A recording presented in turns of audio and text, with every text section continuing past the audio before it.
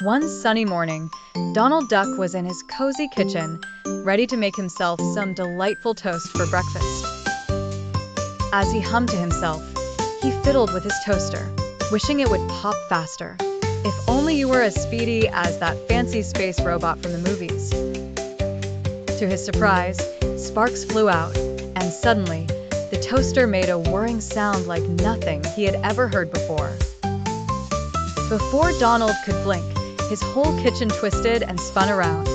He found himself standing in the midst of gigantic ferns and towering trees that whispered ancient stories. As Donald looked around, he exclaimed, "Oh boy, I'm in the land of the dinosaurs." He stepped gingerly through the jungle, careful not to step on anything squishy. But then, Donald heard a curious sound behind him, a loud roaring. A friendly dinosaur trundled forward, looking at Donald with big eyes. Donald gulped a little, but decided politeness always won.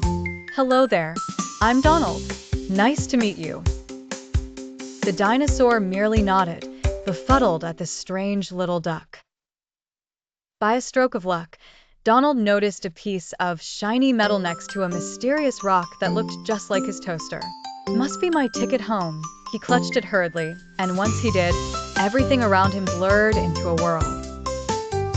He landed next in a dazzling future world filled with flying cars buzzing through the sky and robots walking around.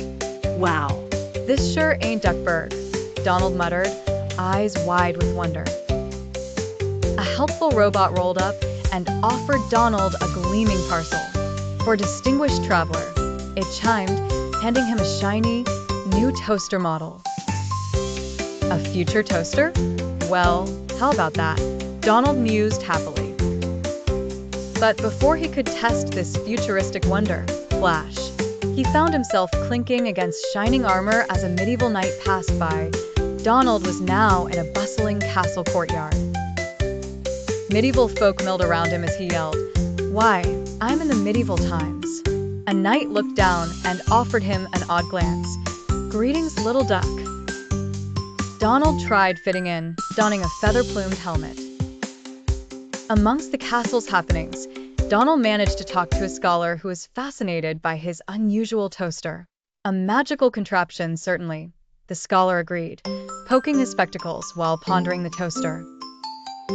Donald, pondering over his breakfast back home and the adventures, held his beloved toaster tight, whispering, "Get me back to Duckburg, please." With a final magical swoosh, Donald found himself once again in his delightful kitchen, the morning sun streaming through the windows. There it was, his trusty Google-eyed toaster. "Ready to make breakfast," Donald laughed. Well, what a morning journey.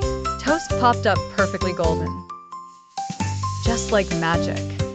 And as he buttered his toast heartily, Donald cherished the tale of his time-traveling toaster, savoring each bite of his adventurous morning treat.